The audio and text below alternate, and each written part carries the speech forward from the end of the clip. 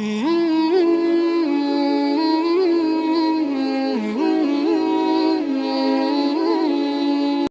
আলাইকুম রহমতুল্লাহি ওবারাকাতুহু। সুপ্রিয় দর্শক শ্রোতা, যে যেখান থেকে আমাদের দেখছেন সবাইকে জানাচ্ছি আত-তাদরিস অনলাইন মাদ্রাসার পক্ষ থেকে আন্তরিক শুভেচ্ছা ও মোবারকবাদ।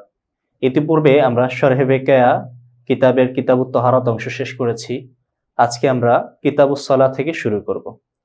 কিতাবুত তহারাতে আমরা বিস্তারিতভাবে তহারাতের যত মাসাইল আছে এগুলো সব আমরা সুন্দরভাবে কিতাব থেকে বোঝার চেষ্টা করেছি এবং এর সাথে প্রাসঙ্গিক অনেক আলোচনা করেছি।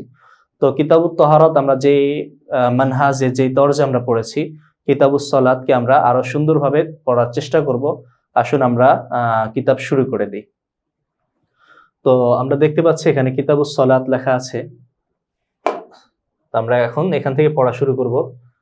কিতাবুস সালাহ, আমরা কিতাবুত তহারাত যে পড়েছিলাম এটা আমাদের মূল কিতাবের প্রায় 1/3 আপনারা জানেন শরহে বেকায়া কিতাব আমাদের দেশে মোট 2 খণ্ডে পাওয়া যায়, 2 জিলদে। মূলত শরহে বেকায়া হলো 4 খণ্ডে, যার 2 খণ্ড শুধু আমাদের দেশে কওমি এবং আলিয়া মাদ্রাসাগুলোতে পড়ানো হয়, এবং তাখসিস কিতাব বিভাগ আলিয়া মাদ্রাসার সাথে যে সমস্ত কিতাব বিভাগ আছে ওগুলোতে এই 2 খণ্ডই পড়ানো হয়। আর ওই অতিরিক্ত যে 2 খণ্ড আছে ওই 2 খণ্ড আমাদের এই বাংলাদেশে এটার চর্চা নাই, পড়ানো হয় না। তো আমাদের দেশে যে 2 খণ্ড আছে, 2 জিলদ আছে, এই 2 জিলদের মধ্যে কিতাবুত তহারা, কিতাবুস সালাহ, কিতাবুস সওম মানে ইবাদত অংশ, হজ পর্যন্ত এই আরকানে আরবা, আরকানে খামসা, এই আরকানে আরবা, এই 5টা বিষয় শুধু জিলদে আওয়ালের মাঝে অন্তর্ভুক্ত আছে। আর এই জিলদে আওয়ালের 3 ভাগের 1 ভাগ জুড়েই আছে কিতাবুত তহারা। আর তৃতীয়াংশ, এক তৃতীয়াংশ হলো কিতাবুস সালাহ। কিতাব মানে আমাদের জিলদে আউয়ালকে যদি আমরা 3 ভাগ করি, 1 ভাগ হলো কিতাবুত তহারা, দ্বিতীয় ভাগ হলো কিতাবুস সালাহ, আর বাকি তৃতীয় অংশটায় কিতাবুস সওম, হজ এবং যাকাত আছে। আসুন আমরা আজকে কিতাবুত তহারা থেকে, কিতাবুস সালাহ থেকে আমাদের পড়া শুরু করে দেই। সর্বপ্রথম আমরা দেখতে পাচ্ছি এখানে লেখা আছে কিতাবুস সালাতি। কিতাবুস সালাতি এটা হলো অধ্যায়ের নাম, বাবের নাম।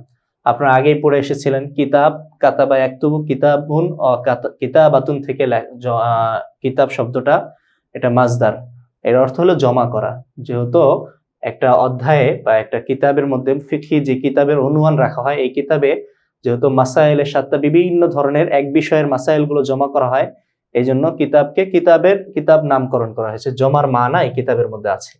তো কিতাবুস সালাত এটার অর্থ হলো, মূল রূপ হলো হাযা কিতাবুন ফি আহকামিস সালাতি। হাযা কিতাবুন ফি আহকামিস সালাতি, এখানে হাযা মুবতাদা, কিতাবুস সালাত হলো খবর, এখানে কিতাব ফি আহকামিস সালাহ, আহকামিস সালাহ এটা মাহযুব আছে। যদি আমরা কিতাবুস সালাতের মূল অংশ দেখতে চাই তাহলে আমরা মূল তাকদীরি সূরত হলো হাযা কিতাবুন ফি আহকামিস সালাত। আচ্ছা, তো আহকামে সালাত, কিতাবুস সালাত দিয়ে এর আগে কিতাবুত তহারাত এনেছে। কিতাবের শুরুতে কিতাবুত তহারাত আনার কারণ হলো মূলত আল্লাহর কাছে যত ইবাদত আছে সমস্ত ইবাদতের আসল হলো নামাজ। আপনারা জানেন আল্লাহ তাআলা বান্দাদেরকে সৃষ্টি করেছেন, ওয়া মা খালাকতুল জিন্না ওয়াল ইনসা ইল্লা লিয়াবুদুন, মানুষকে এবং জিনদেরকে আল্লাহ ইবাদতের জন্য সৃষ্টি করেছেন। তো ইবাদতের মধ্যে সবচেয়ে আহাম এবং গুরুত্বপূর্ণ হলো সালাত। তো এই জন্য সমস্ত মুসান্নিফিনগণ তাদের কিতাবগুলো সালাত দিয়েই শুরু করে থাকেন। কিন্তু সালাতের পূর্ব শর্ত হলো তহারাত, পবিত্রতা অর্জন করা। তাই শর্তকে আগে উল্লেখ করেছে, এই জন্য আমরা কিতাবুত তহারাত পড়েছি। এরপরে মাশরুতের আলোচনা, অর্থাৎ কিতাবুস সালাতের আলোচনা। তারপরে কিতাবুস সালাতি, নামাজের অধ্যায়। সালাত কাকে বলে আমরা এখানে সালাত সম্পর্কে বিস্তারিত পড়বো। তার আগে আসুন আমরা জেনে নিই সালাত কাকে বলে, শাব্দিক অর্থ কি, পারিভাষিক অর্থ কি, এবং সালাত শরীয়তের কোন দলিল দ্বারা সাব্যস্ত হয়েছে, প্রমাণিত হয়েছে। এগুলো আমাদের বোর্ড পরীক্ষা, বেফাক বলেন বা আলিয়ার বোর্ড বলেন, এই পরীক্ষাগুলোতে সাধারণত এসে থাকে। তাই আমরা এটা আগে দেখে আসি। আসুন, এখানে এই প্রেজেন্টেশনে আমরা দেখতে পাচ্ছি এখানে লেখা আছে মানা সালাতি লুগাতান, শাব্দিক অর্থে সালাত হলো আদ-দুআউ বিখাইরিন, কল্যাণের দোয়া করা। সালাতের অনেকগুলো অর্থ হয় লুগাতে, দোয়া অর্থ হয়, সানা অর্থ হয়, এবং তাহরিকুল ইলিয়াতাইন, নিতম্ব হেলানো, এই অর্থ আসে। তো অমিনহু কওলুহু তাবারাকা তাআলা, এই দোয়ার অর্থে আল্লাহ তাআলা সামনের এই বাণীটা, আয়াতের অর্থটা ওয়াসাল্লি আলাইহিম ফাইন্না সালাতাকা সাকানুল লাহুম। এখানে একটু আয়াতের হেরফের আছে, আপনারা আয়াতটা দেখে নিবেন। আয়াতের মাঝে আল্লাহ বলেছেন, হে নবী, আপনি সাহাবীদের প্রতি দোয়া করুন, কেননা আপনার দোয়া তাদের জন্য সান্ত্বনার কারণ। সল্লি আলাইহিম ফাইন্না সালাতাকা সাকানুল লাহুম। তো এরকম মূল আয়াতটা, এখানে আয়াতের একটু ভুল ভাবে টাইপিং হয়ে গেছে, আফওয়ান। তো এখানে আমরা দেখতে পাচ্ছি সালাতের অর্থ কি? দোয়া, মানে হে নবী আপনি সাহাবীদের জন্য দোয়া করুন, আপনার দোয়া তাদের জন্য সান্ত্বনার কারণ হবে। তো দোয়ার অর্থ আমরা পেলাম সালাতের মাঝে। তো সালাতকে সালাত নামকরণ করার কারণ কি? কারণ নামাজের মধ্যে দোয়া রয়েছে, সূরা ফাতিহা আছে, তারপরে বৈঠকে আমরা দুরূদ শরীফ পড়ি, দোয়া মাসুর পড়ি এবং আত্তাহিয়াতু, এই সবগুলোই কি দোয়া। তাছাড়া বিভিন্ন আয়াত আমরা পড়ি, ওগুলো দোয়ার আয়াত, দোয়ার মানাকে সমন্বয় করে। এবং যদি আমরা বলি সালাতের অর্থ সানা, তাহলে সূরা নামাজের মধ্যে সানাও আছে, যেহেতু আলহামদুলিল্লাহ রাব্বিল আলামিন এটা দিয়ে পড়ি। তাহরিকুল লিয়াতাইন, আমরা রুকু সেজদা ইত্যাদিতে আমাদের নিতম্ব এগুলো নড়ানোর প্রয়োজন হয়। এই সমস্ত নাম যেহেতু মানা, যেহেতু আমরা যে মাখসুস সালাত পড়ি, নির্দিষ্ট যে নামাজ আছে পারিভাষিক নামাজ রুকু সেজদা বিশিষ্ট, এই শাব্দিক অর্থগুলো ওই নামাজের মধ্যে আছে, এই জন্য আমরা সালাতকে সালাত নামকরণ করা হয়েছে।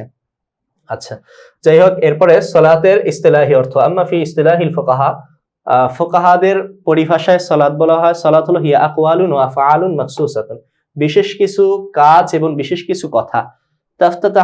তুফতাতাহু বিতাকবীরি, যার সূচনা হয় তাকবীর আল্লাহু আকবারের মাধ্যমে। তুখতাতামু বিতাসলিমি, যার খতম হয়, শেষ হয় হলো আসসালামু আলাইকুমের মাধ্যমে, অর্থাৎ সালামের মাধ্যমে। তো সালাতের পারিভাষিক হলো হিয়া আকওয়ালুন ওয়া আফআলুন মাখসুসাতুন তুফতাতাহু বিতাকবীর ওয়া তুখতাতামু বিতাসলিমি। তাইলে আমরা সালাতের শাব্দিক এবং পারিভাষিক অর্থ জানলাম। এখন আমরা জানবো দলিলু মাশরুইয়াতিহা, সালাত শরীয়তের অনুমোদিত একটা বিধান, এটা সাব্যস্ত হয়েছে শরীয়তের কোন দলিলের মাধ্যমে তা। তো আমরা দেখতে পাচ্ছি সাবাতাত মাশরুইয়াতুস সালাতি বিআয়াতিন কাসীরাতিন মিন কিতাবিল্লাহি তাআলা, কিতাবুল্লাহর অসংখ্য আয়াতের মাধ্যমে সালাতের অনুমোদন, মানে সালাত শরীয়ত অনুমোদিত হয়েছে শরীয়তে। অবি আহাদিসা কাসীরাতিন, এবং অসংখ্য হাদিসের মাধ্যমে, অমিন আহাদিসা কাসীরাতিন মিন রাসূল, আহাদিসা কাসীরাতিন মিন সুন্নতি রাসূলিল্লাহ সাল্লাল্লাহু আলাইহি ওয়াসাল্লাম, অথবা মিন সুনানি মিন আহাদিসি রাসূলিল্লাহ সাল্লাল্লাহু আলাইহি ওয়াসাল্লাম। এখানে একটু টাইপিং এর ভুল, আজকে মোটামুটি ভালোই টাইপিং এর ভুল দেখা যাচ্ছে, তো আফওয়ান। তো এখানে রাসূল সাল্লাল্লাহু আলাইহি ওয়াসাল্লামের অসংখ্য হাদিসের মাধ্যমে সালাত অনুমোদিত হয়েছে, শরীয়তের বিধান বলে সাব্যস্ত হয়েছে। ফামিনাল কোরআনি, কোরআনের মাধ্যমে, কোরআনের যে সমস্ত দলিলের মাধ্যমে সালাত সাব্যস্ত হয়েছে, তন্মধ্য থেকে একটি দলিল হলো কাউলুহু তাবারাকা তাআলা, আল্লাহ তাআলার বাণী, ইন্না সালাতা কানাত আলাল মুমিনিনা কিতাবাম মাওকুতা, নিশ্চয়ই নামাজ মুমিনদের উপর নির্দিষ্ট সময়ে বিধিবদ্ধ করা হয়েছে, ফরজ করা হয়েছে। কিতাবান মাওকুতা, কিতাবান মানে মাফরুজান, ফরজ করা হয়েছে, মাওকুতান নির্দিষ্ট সময়ে। সূরা নিসা 103 নম্বর আয়াত। অমিনাস সুন্নতি, যে সকল হাদিস দ্বারা শরীয়তে নামাজ অনুমোদিত হয়েছে, তন্মধ্য থেকে একটি হাদিস হলো মা রাওয়াহুল বুখারী ওয়া মুসলিমুন আন ইবনে আব্বাস রাদিয়াল্লাহু আনহুমা, ইমাম বুখারী এবং মুসলিম ইবনে আব্বাস রাদিয়াল্লাহু তাআলা আনহু থেকে বর্ণনা করেছেন, আন্না নবী সাল্লাল্লাহু আলাইহি ওয়াসাল্লাম বাআসা মুআযান রাদিয়াল্লাহু আনহু ইলাল ইয়ামানি, আল্লাহ রাসূল মুআজ ইবনে জাবাল, রাসূল সাল্লাল্লাহু আলাইহি ওয়াসাল্লামের প্রিয় সাহাবী, তাকে তিনি ইয়ামানে প্রেরণ করেছিলেন। ফাকালা, প্রেরণ করার সময় তিনি মুআজ ইবনে জাবালকে নবীজি বলে দিয়েছিলেন, উদউহুম ইলা শাহাদাতি আল্লা ইলাহা ইল্লাল্লাহ ওয়া আন্না মুহাম্মাদুর রাসূলুল্লাহ, হে মুআজ, আপনি ইয়ামানবাসীদেরকে আল্লাহ এক এবং মুহাম্মদ তার রাসূল এই সাক্ষী দেওয়ার জন্য তাদেরকে আহ্বান করুন, তাদেরকে ডাকো, তাদেরকে দাওয়াত দাও যেন তারা সাক্ষী দেয় আল্লাহ এক এবং মুহাম্মদ তার রাসূল।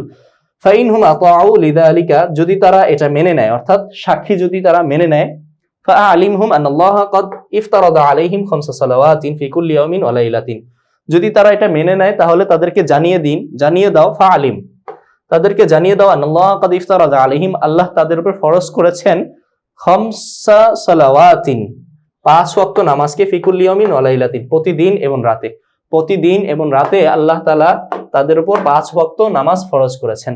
তো এইখান থেকে বোঝা যায় শরীয়তে নামাজ একটা ফরজ বিধান বা অনুমোদিত বিধান। আসুন এখন আমরা নামাজের শাব্দিক পারিভাষিক অর্থ জানলাম এবং শরীয়তে এটা দলিল হওয়ার প্রমাণও আমরা জানতে পারলাম। এখন আমরা কিতাব থেকে শুরু করে দিই। এই সমস্ত এই প্রেজেন্টেশন আপনারা আপনাদের কোর্সের পিডিএফ অপশনে পেয়ে যাবেন, এই সবগুলোই আমরা দিয়ে দিব। তারপর আমরা দেখছি কিতাবুস সালাতি ফাসলুন ফি আওকাতিস সালাতি, নামাজের ওয়াক্ত সম্পর্কে।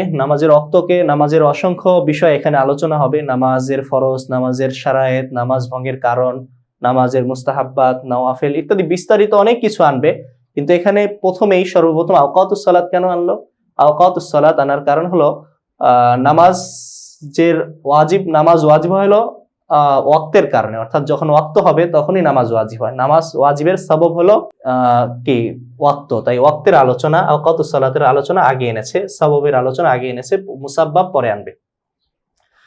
দেখুন এখানে আমরা দেখতে পাচ্ছি আল ওয়াক্তু লিল ফাজরি মিনাস সুবহিল মুআতারিজি, ফজরের ওয়াক্ত মিনাস সুবহিল মুআতারিজি, সুবহে সাদেক থেকে নিয়ে ইলা তুলুই জুকাইন, সূর্য উদিত হওয়া পর্যন্ত। জুকাউন শামসুনের আরেক শব্দ, এটার অর্থ হলো সূর্য। মুআতারিজ মানে হলো প্রস্তর দিক থেকে, মানে প্রস্থের দিক থেকে, অর্থাৎ আড়াআড়ি ভাবে। আর সুবহুল মুআতারিজ ওই প্রভাত যেটা আড়াআড়ি ভাবে প্রকাশিত হয়। তো সুবহে মুআতারিজ দ্বারা উদ্দেশ্য হলো সুবহে সাদেক, ইলা তুলুই জুকাইন, সূর্য উদিত হওয়া পর্যন্ত ফজরের সময় থাকে।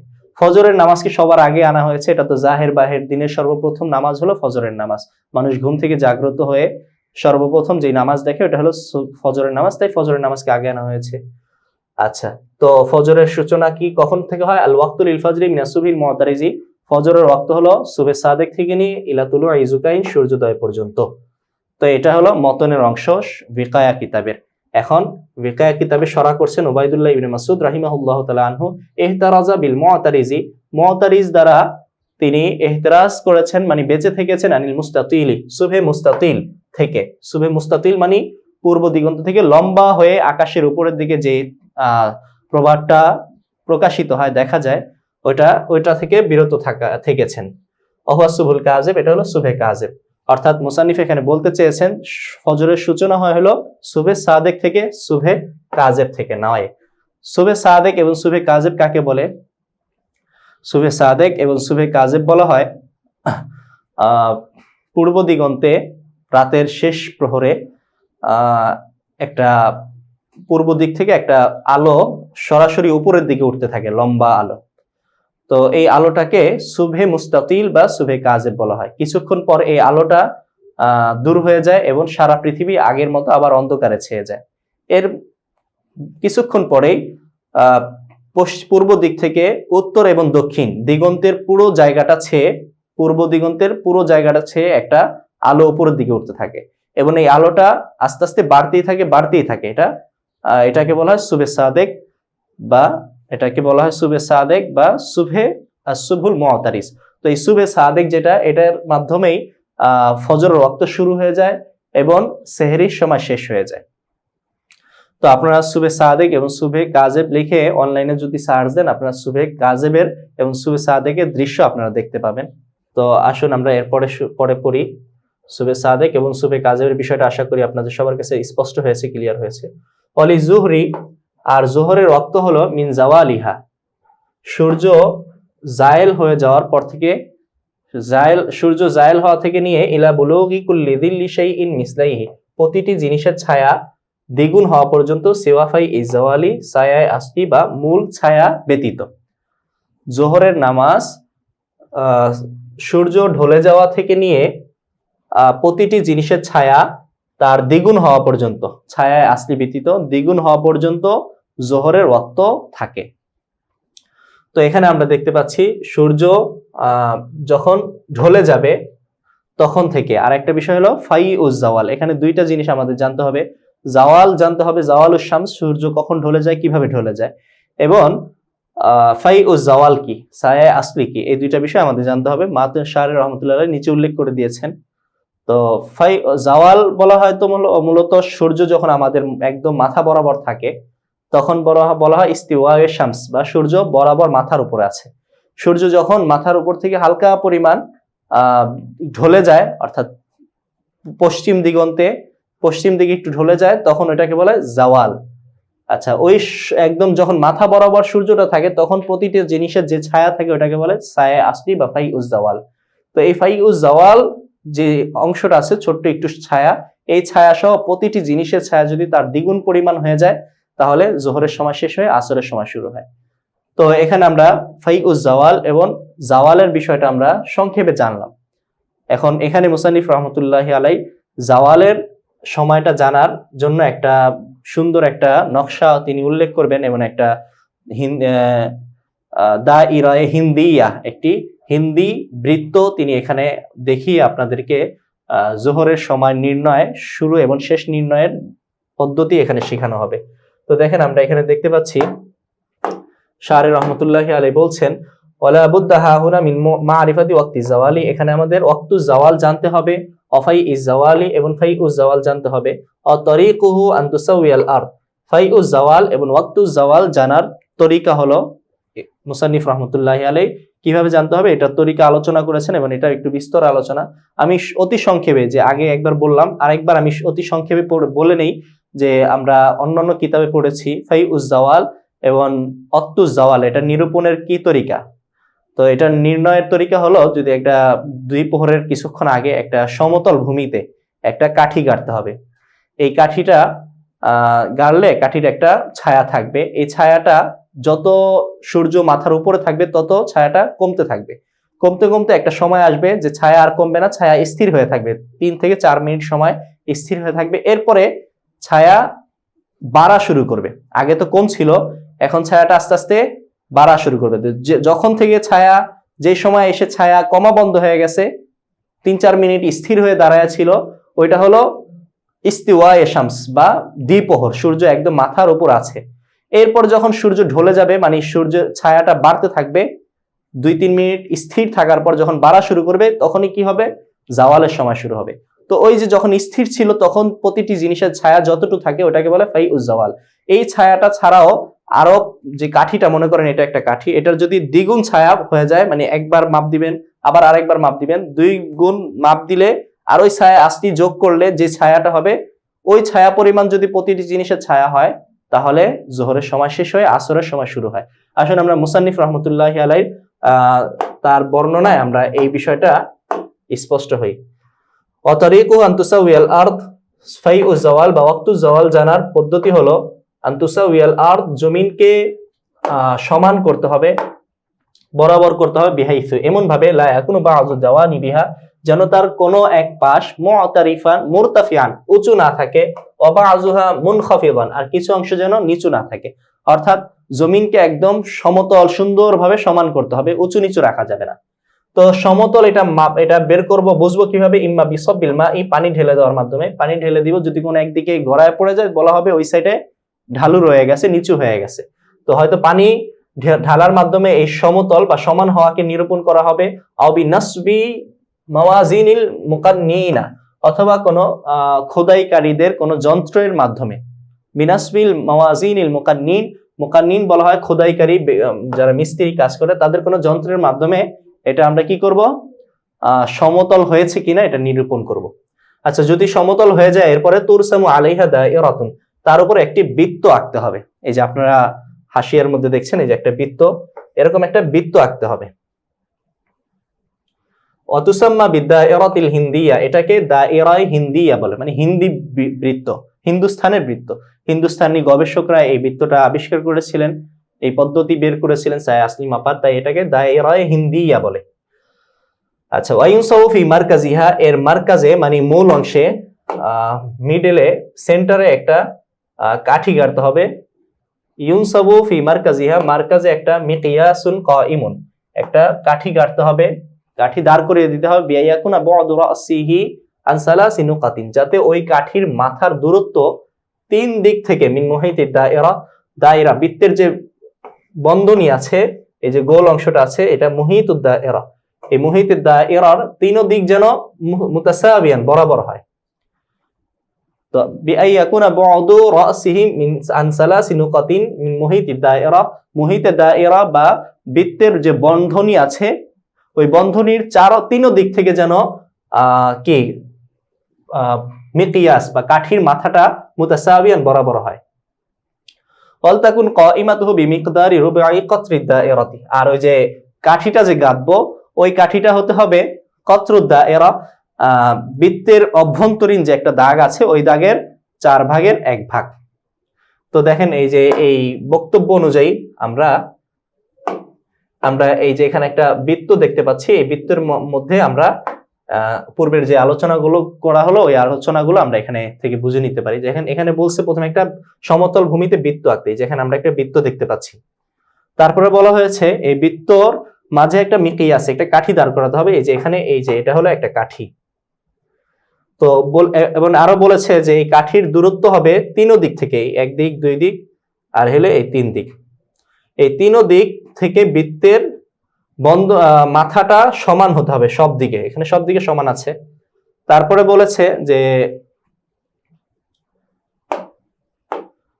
বলেছে বৃত্তর উচ্চতা কতটুকু হবে, বলে উচ্চতা হলো অভ্যন্তরীণ একটা রেখা আছে কতরুদ্দা এরা, এটাকে কতরুদ্দা এরা বলা হয়, এটা অভ্যন্তরীণ দাগ। এই অভ্যন্তরীণ রেখার 4 ভাগের 1 ভাগ হবে।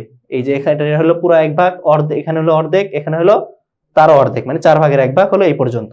তো আমরা দেখতে পাচ্ছি এই যে মিকিয়াস বা কাঠিটা কতরুদ্দা এরার 4 ভাগের 1 ভাগ আছে। আচ্ছা, আমরা এই নকশাটা মোটামুটি বুঝলাম। এটা হলো নুকতাতুল মাশরিক মানে পূর্ব দিক, এটা হলো মাগরিব পশ্চিম দিক, এটা হলো জুনুব, এটা হলো শিমাল পূর্ব দিক, এটা হলো শিমাল, এটা হলো দক্ষিণ দিক, এটা হলো উত্তর দিক। তো সূর্য তো প্রথমে এদিকে থাকবে, মানে পূর্ব দিক থেকে তো সূর্য ওঠে, আর পশ্চিম দিকে গিয়ে ডুবে অস্ত যায়। তো সূর্য এদিকে থেকে উঠবে, তো এদিক থেকে উঠলে যে কাঠির যে ছায়াটা আছে, ছায়াটা প্রথমে সকালবেলা সূর্য যেহেতু নিচুতে থাকে, তাই ছায়াটা কি হবে, এই দায়রা বা এই বৃত্তের বাহিরে থাকবে। সামনে আমরা পড়ি, দেখেন কি বলে। আচ্ছা, ফারাসু যিল্লিহি ফি আওয়াইলিন নাহারি, দিনের শুরু লগ্নে শুরুতে ওই কাঠির ছায়াটা, ফারাসু যিল্লিহি ওই কাঠির ছায়ার মাথাটা খারিজুন আনি দায়রাতি বৃত্ত থেকে বাহিরে থাকবে। কারণ সূর্য তো তখন নিচে থাকে, নিচে থাকার কারণে যে ছায়াটা আছে এই ছায়াটা অনেক বড় থাকে। দেখবেন এই জন্য সকালবেলা ছোট জিনিসের ছায়া অনেক বড় হয়ে যায়, মানুষের একজনের ছায়া তার দিন 3-4 গুণ বেশি বড় হয়। এমনি ভাবে সূর্য ডোবার সময়ও এরকম বড় থাকে। এরপর যখন সূর্য আস্তে আস্তে উপরে ওঠে, তখন ওই জিনিসের ছায়াটা কি হয়, আস্তে আস্তে কমতে থাকে, ছোট হতে থাকে। লাকিন্না যিল্লা ইয়ানকুসু ইলা, কিন্তু ছায়াটা কমতে থাকবে, যত বেলা উপরে উঠবে সূর্য তত কমতে থাকবে। ইলা ইয়াদখুলা ফি দায়রাতি, অবশেষে এক সময় বৃত্তের মাঝে ছায়াটা প্রবেশ করবে। ফাতাদা আলামাতান আলা মাদখালি যিল্লি, ছায়ার প্রবেশ স্থলে একটি আলামত রাখতে হবে। মিন মুহিতি দায়রাতি, মুহিতে দায়রার যে ছায়া প্রবেশের স্থান, মানে বৃত্তের যে বন্ধনী আছে গোলক, এই গোলকের যে ছায়া প্রবেশের যে স্থানটা, ওখানে একটা আলামত রাখতে হবে। ওয়ালা শাক্কা আন্না যিল্লা ইয়ানকুসু, সন্দেহ নেই যে ছায়াটি কমতে থাকবে ইলা হাদ্দিম্মা, একটা নির্দিষ্ট সময় পর্যন্ত কমতে থাকবে। ওই যে আমি প্রথমে বলেছিলাম কোন পর্যন্ত কমবে, একবারে সূর্য যখন মাথার উপরে এসে দাঁড়ায় থাকবে দ্বিপ্রহরের সময়, তখন ছায়াটা, তো ওই পর্যন্ত ছায়া কমতেই থাকবে। দ্বিপ্রহরের সময় এসে 2-3 মিনিট স্থির থাকবে, কমবেও না বাড়বে না। আচ্ছা, এরপরে সুম্মা ইয়াজিদু ইলা ইয়ানতাহিয়া ইলা মুহিতিদ দায়রাতি, এরপরে ছায়া বাড়তে থাকবে ইলা ইয়ানতাহিয়া, এমনকি তা বের হয়ে যাবে ইলা মুহিতিদ দায়রাতি, মানে ইলা ইয়ানতাহিয়া ইলা মুহিতিদ দায়রা, মুহিতিদ দায়রার শেষ প্রান্ত পর্যন্ত পৌঁছে যাবে। সুম্মা ইয়াখরুজু মিনহা, এরপরে আসরের আগ দিয়ে, আসরের পর দিয়ে কি হবে, ওই দায়রা, ওই মিকিয়াস কাঠির ছায়াটা বৃত্ত থেকে বের হয়ে যাবে। ওয়াযালিকা বাদা নিসফিন নাহারি, এই যে বাড়তে থাকবে ছায়া, এক পর্যায়ে বের হয়ে যাবে, এটা কখন, নিসফুন নাহারের পর, অর্থাৎ অর্ধ দিবসের পর, দ্বিপ্রহরের পর। ফাতাদাউ আলামাতান আলা মাখরাজি যিল্লি, তাই এরপরে কি করতে হবে, ছায়ার বের হওয়ার স্থানে একটা আলামত রাখতে হবে। এরপরে ছায়া বের হওয়ার একটা জায়গা পেলাম, আর ছায়া প্রবেশের একটা জায়গা পেয়েছিলাম সকালবেলা, আর বিকালবেলা একটা বের হওয়ার জায়গা পেলাম। এই দুইটা জায়গায় চিহ্ন দেওয়ার পরে ফাতুনাসিফুল কাউসুল্লাতি মা বাইনা মাদখালি যিল্লি ওয়া মাখরাজিহি, মাখরাজে যিল, ছায়া বের হওয়া এবং প্রবেশের জায়গার মাঝখানে যে একটা কৌস, একটা ধনুকের মতো একটা অবস্থা তৈরি হয়েছে, এটাকে অর্ধেক করতে হবে, নিসফ করতে হবে। আসলে এই পর্যন্ত আমরা মনে রেখে আমরা আবার ওই বৃত্তটাকে আরেকবার দেখে আসি, আরেক নজর। এখানে দেখছেন বৃত্তটা, এখানে বৃত্তটা দেখতে পাচ্ছেন। এই যে সূর্য তো এখানে ছিল, এক সময় সকালে সূর্য, এই ছায়া বাহিরে ছিল, আস্তে আস্তে সূর্যটা এদিকে ঘুরছে। সূর্য তো আর ঘুরে না, পৃথিবী ঘোরে, পৃথিবীও ঘোরে, সূর্যও ঘোরে, কিন্তু মূলত পৃথিবী সূর্যকে কেন্দ্র করে ঘোরে। তো আমরা বুঝার জন্য, সহজে বুঝার জন্য আমরা ধরে নিই যে সূর্যটা ঘুরতেছে, এদিক দিয়ে আসতেছে।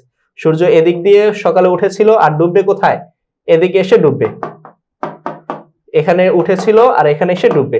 তো এখানে উঠছে, ওঠার পর সূর্যটা উপরে উঠতেছে আর ছায়াটা কমতেছে, একসময় কি ছায়া দায়রায় বৃত্তের মাঝে এখানে প্রবেশ করছে, যে মাখরাজু জাওয়াল বা ছায়া, মাখরাজু জিল্লি আর কি, ছায়া বের হওয়ার জায়গা, এখান দিয়ে মাদখালু জিল্লি, সরি, ছায়া এখান দিয়ে প্রবেশ করেছে আর কি, আর এখান দিয়ে বের হয়েছে। যাই হোক, একটা প্রবেশ স্থল, একটা বহির্গমন স্থল, এই দুই জায়গা, এখান দিয়ে বের হয়েছে ছায়া, এখান দিয়ে প্রবেশ করেছে ছায়া। ছায়া প্রবেশ এবং বের হওয়ার পরে এই যে এখানে একটা ধনুকের মতো একটা রেখা তৈরি হয়েছে, এই রেখাটাকে অর্ধেক করতে বলা হয়েছে।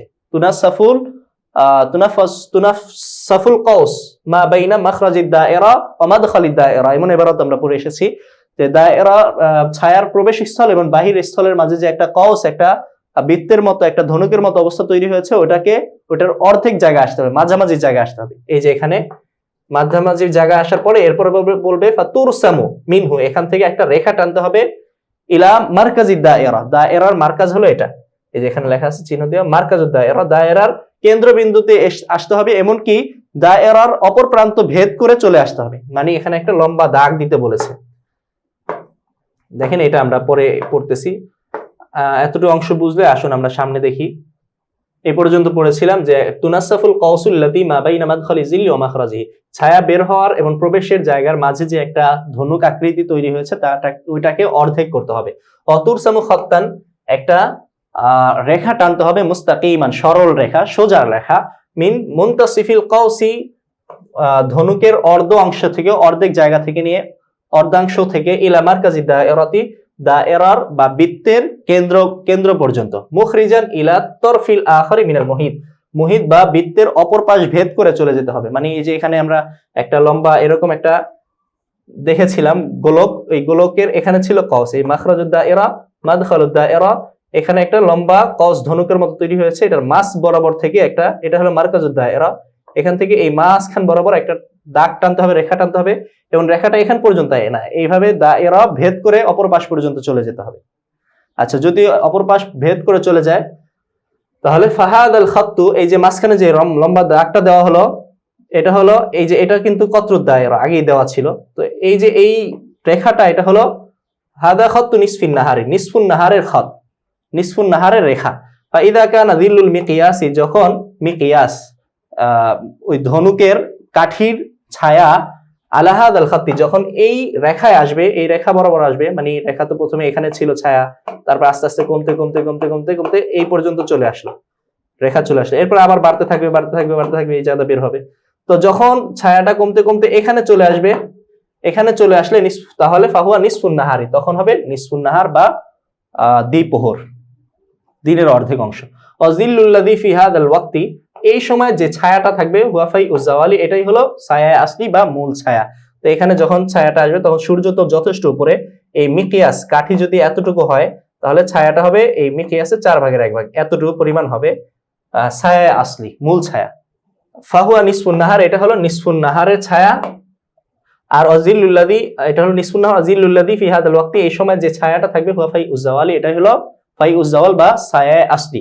ফাইদা জালা জিল্লু মিন হাদাল খাত্তি, যখন এই রেখা থেকে ছায়া বিচ্যুত হবে, সরে যাবে, ফাহুয়া ওয়াক্তু জাওয়ালি, যখন সরে যাবে ওটাই হলো জাওয়ালের ওয়াক্ত বা সূর্য ঢলে যাওয়ার সময়। ওয়াদালিকা আউয়াল ওয়াক্তি যুহরি, আর এটাই হলো যোহরের সর্বপ্রথম মানে শুরু ওয়াক্ত, এটাই হলো যোহরের কি শুরু ওয়াক্ত। আশা করি বুঝতে পেরেছেন। এটা যদি না বোঝেন, আমি অনেক স্পষ্ট করার চেষ্টা করেছি, না বুঝলে বারবার আপনারা রিপিট করেন, আমি আপনাদের প্রেজেন্টেশন আকারে অনেকগুলো নকশা দিয়ে দিব, এগুলোর সাহায্যে আপনারা সহজে বুঝতে পারবেন। দেখেন এখানে এই যে আপনারা যারা কদিম কিতাব খুলে বসে আছেন, আমাদের দর্শটা দেখছেন, আপনাদের কিতাবে এরকম একটা নকশা আছে, আর যারা কম্পিউটার নকশা খুলে আছেন তাদের সামনে নিশ্চয়ই এরকম একটা আপনারা দেখতে পাচ্ছেন, বৃত্ত দেখতে পাচ্ছেন। এটা বলেন আর উপরে কদিম নুসখায় বলেন বা আমাদের কিতাবে যেটা পড়লাম, সব মোটামুটি একই। আপনি এবারটাকে যদি ভালো করে খেয়াল করেন, যদি বুঝে না আসে 2-1 বার দেখেন, ইনশাল্লাহ আশা করি স্পষ্ট হয়ে যাবে। তো এটা হলো একটা মানে কঠিন প্রক্রিয়া, আমি যে আপনাদেরকে বলেছিলাম ওইটাই সবচেয়ে সহজ প্রক্রিয়া ছিল, যে একটা সমতল ভূমিতে কাঠি কাটতে হবে, কাঠি একসময় ছায়া কমতে থাকবে কমতে থাকবে, একসময় কমতে কমতে একটা নির্দিষ্ট সময় আসবে যে ছায়া আর কমছে না, 2-3 মিনিট স্থির থাকবে, এরপর আবার ছায়া বাড়তে থাকবে। ওই স্থির সময়টা হলো দ্বিপ্রহরের সময়, এরপরে যে ওই সময় যে ছায়া থাকে ওইটা হলো ছায়া আসলি। এরপর যখন ছায়া আবার বাড়া শুরু করবে, তখন হলো কি জাওয়ালের সময়, ওইটাই হলো জোহরের প্রথম সময়। এটা কিন্তু সহজ একটা প্রক্রিয়া আপনাদের বলেছিলাম। এখানে মুসান্নিফ রহমতুল্লাহ আলাইহি একটু কঠিন প্রক্রিয়া অবলম্বন করেছে, তারপরেও অনেক ইজি হয়ে গেছে আশা করি। ইজি না হলে বারবার দেখুন।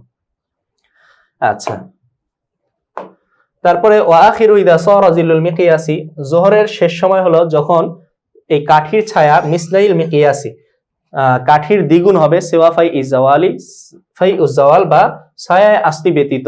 ছায়া আসলি ব্যতীত ওটা বাদ দিয়ে যদি কাঠির ছায়াটা দ্বিগুণ পরিমাণ হয়, তখন জোহরের শেষ সময় হবে, আসরের সময় শুরু হবে।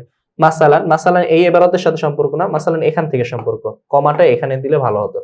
মাসালান উদাহরণস্বরূপ, ইদা কানা ফাই উজাওয়ালি, যখন ফাই উজাওয়াল বা ছায়া আসলি মিকদার রুবিউল মিকিয়াসি, যদি কাঠির 4/1 পরিমাণ হয়, মিকদার রুবিউল মিকিয়াস, মিকিয়াসের 4/1 পরিমাণ হয়, ফাআখির ওয়াক্তি যুহরি, যোহরের শেষ সময় হবে, আইয়াসির জিল্লুহু মিসলাইল মিকিয়াসি ওয়া রুবাহু, তখন যোহরের শেষ সময় হবে কখন? যখন এই কাঠির ছায়া দ্বিগুণ হবে এবং 4/1 হবে। 4/1 হলো ছায়া আসলির 4/1 আর দ্বিগুণ হতে হবে ওই কাঠির। এই মোট 3টা জিনিস থাকলে জোহরের সময় শেষ হয়ে যাবে, আসরের সময় শুরু হবে। হাদা ফি রিওয়ায়াত আবি হানিফা, এটা আবু হানিফা রাহমাতুল্লাহি আলাইহির বর্ণনা, রিওয়ায়াত। আবু হানিফার বর্ণনা কোনটা?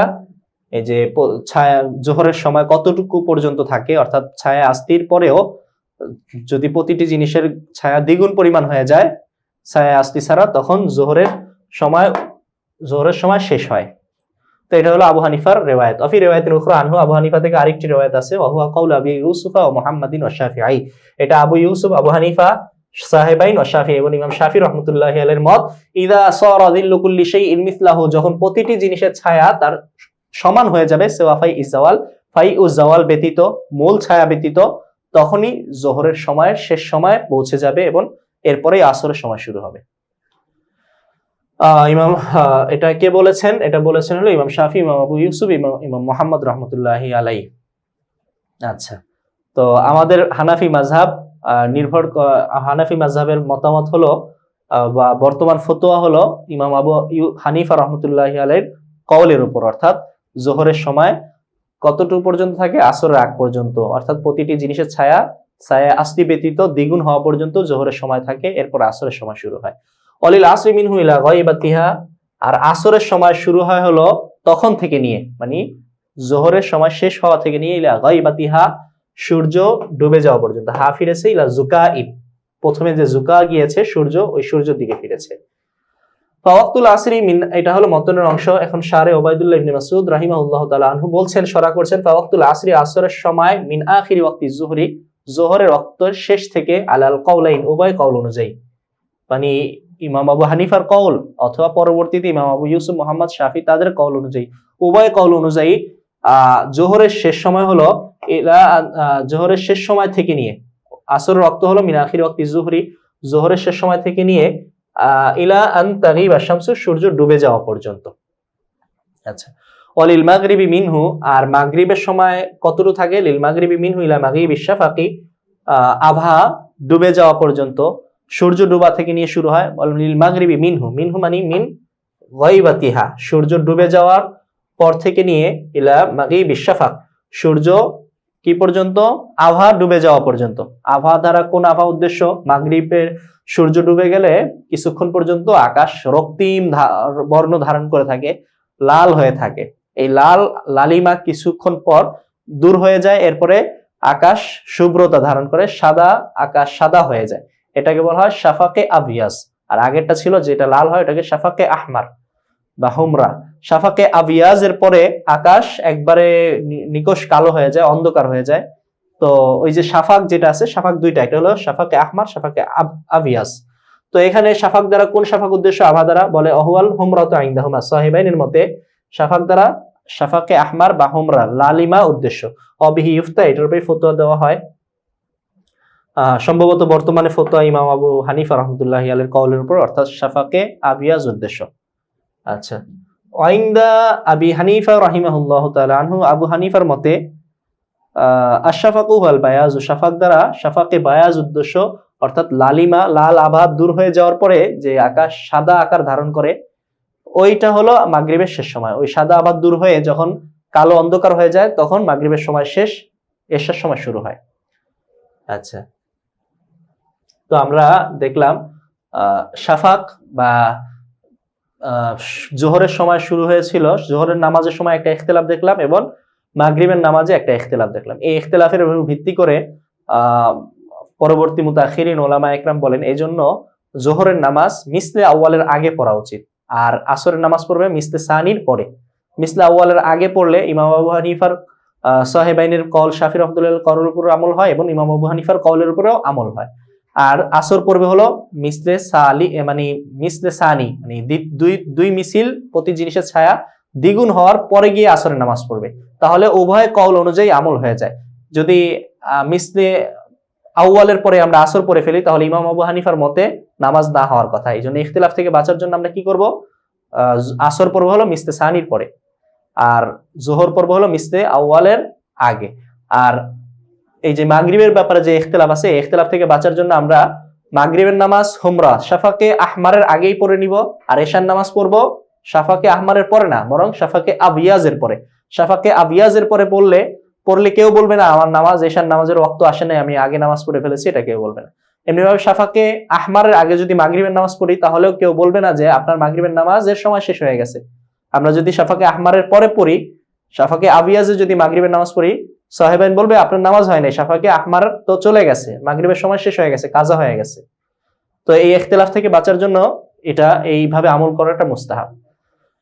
আচ্ছা, ওয়ালিল আয়শা ইমিনহু, আয়শা শাফাক অদৃশ্য হওয়া, ডুবে যাওয়ার পর থেকে নিয়ে অলিল বিত্রি মিম্মা বাদাল এশা, এবং এশা পর থেকে নিয়ে বিত্রের নামাজ এশার পর থেকে নিয়ে ইলাল ফাজরি লাহুমা, ফজর পর্যন্ত উভয়টা, অর্থাৎ এশা এবং বেতের কোন পর্যন্ত, ইলাল ফাজরি, ফজর পর্যন্ত, লাহুমা মানে লিল এশা অলিল ফাজরি।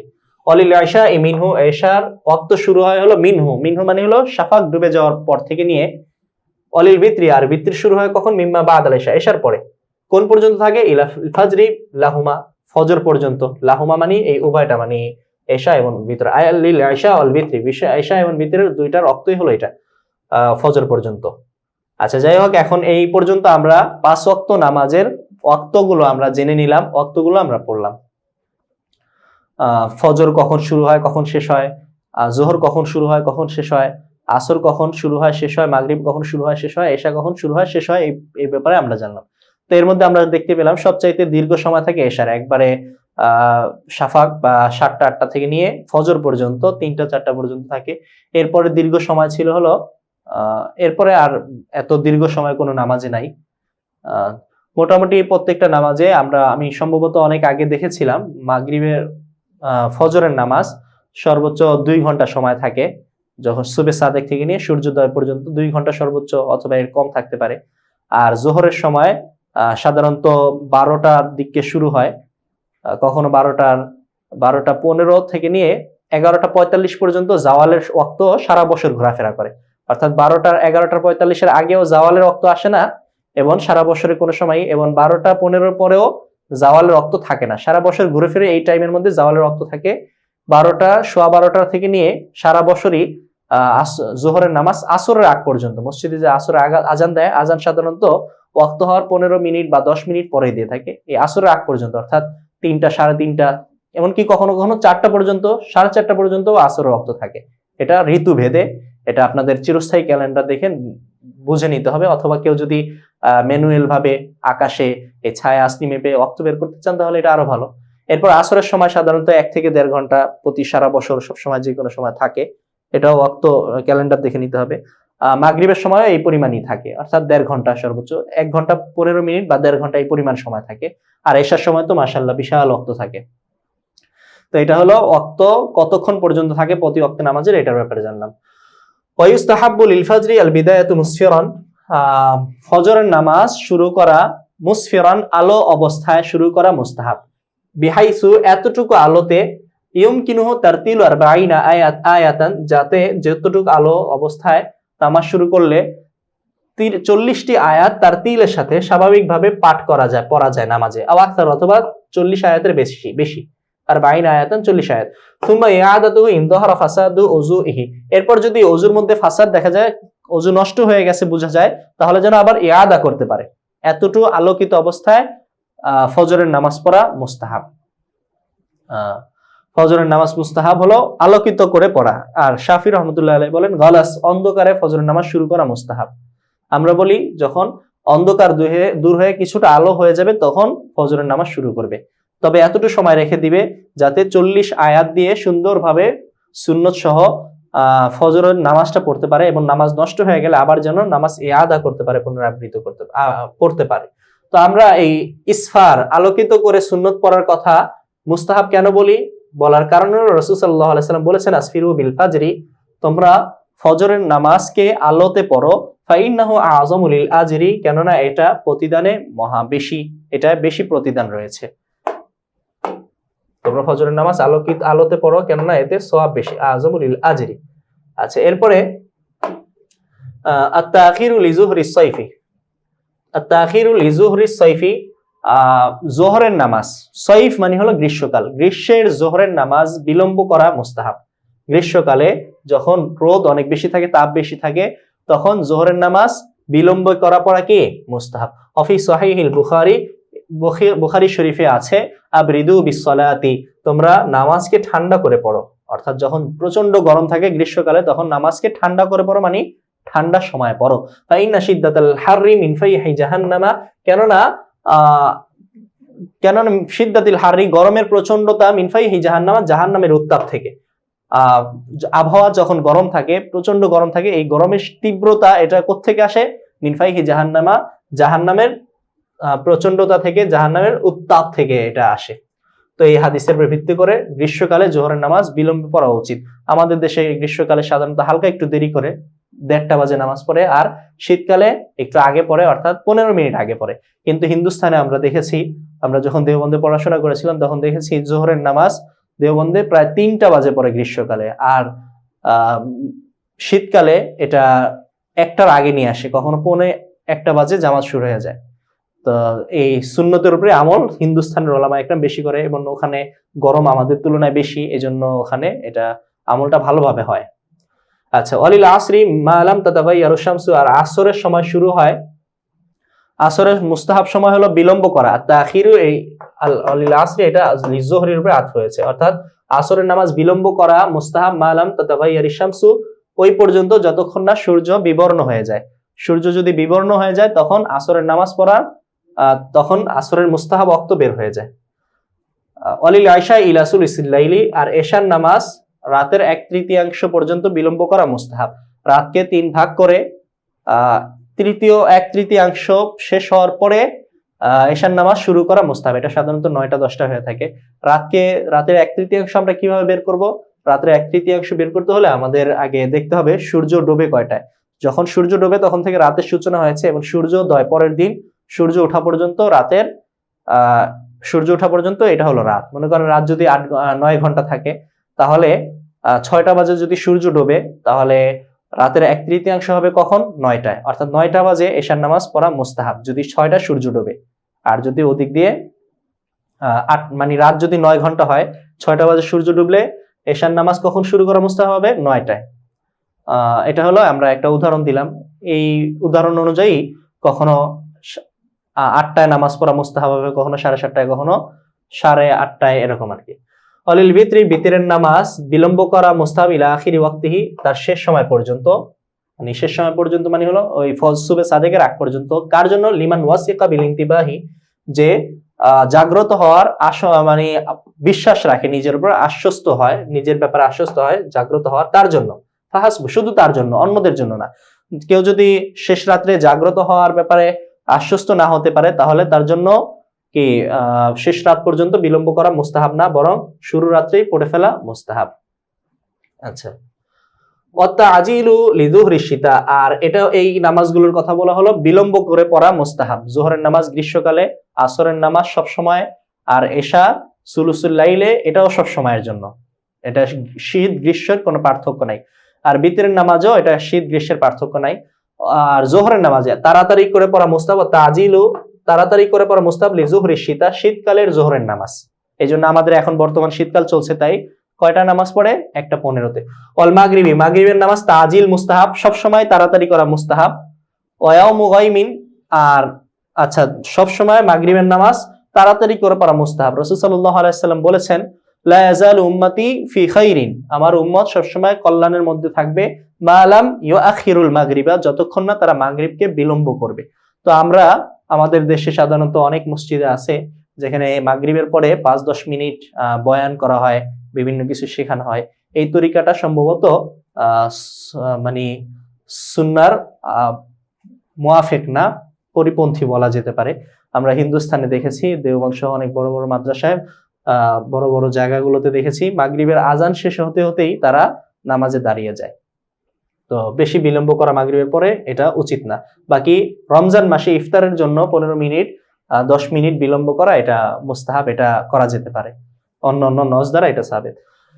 যাই হোক, ওয়ায়াউমু গায়মিন ইউআজ্জিলুল আসর ওয়াল ইশা, আর বৃষ্টির দিনে, ইয়াউমু গায়মুন মানে হলো মেঘ, বৃষ্টির দিনে ইউআজ্জিলুল আসর ওয়াল ইশা, আসর এবং ইশার নামাজ তাড়াতাড়ি পড়তে হবে। ওয়া ইয়াখিরু গায়রহুমা, আর আসর এবং ইশা ছাড়া অন্য সব নামাজকে পরে পড়তে হবে। বৃষ্টির দিনে সাধারণত আকাশ অন্ধকার থাকে, সূর্য ডুবেছে কি ডুবে নাই এটা জানা যায় না। তো আসরের নামাজ তাড়াতাড়ি পড়ে নিতে হবে, কেননা সূর্য ডুবেছে কি ডুবে নাই এই সন্দেহে কেউ যদি বিলম্ব করে আর যদি মাগরিবের ওয়াক্ত চলে আসে তাহলে তার আসরের নামাজটা কাজা হয়ে যাবে। এই জন্য কি করতে হবে? তাড়াতাড়ি পড়তে হবে। আর মাগরিবের নামাজ, যোহরের নামাজ, এই ফজরের নামাজ, এগুলো ইউআখিরু পরে পড়তে হবে। মাগরিবের নামাজ পরে কেন পড়বে?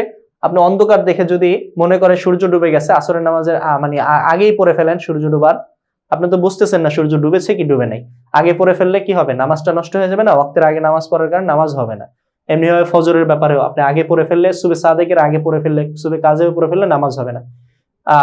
জোহরের নামাজ জাওয়ালের আগে পড়ে ফেললেন, অন্ধকারের কারণে বুঝতে পারছেন না, জাওয়ালের আগে আপনি না বুঝে পড়ে ফেললেন, নামাজটা নষ্ট হয়ে যাবে। এই জন্য এই 3 ওয়াক্তে মানে 2 ওয়াক্ত ছাড়া অন্যান্য ওয়াক্তে বৃষ্টির দিনে বিলম্ব করাই উত্তম।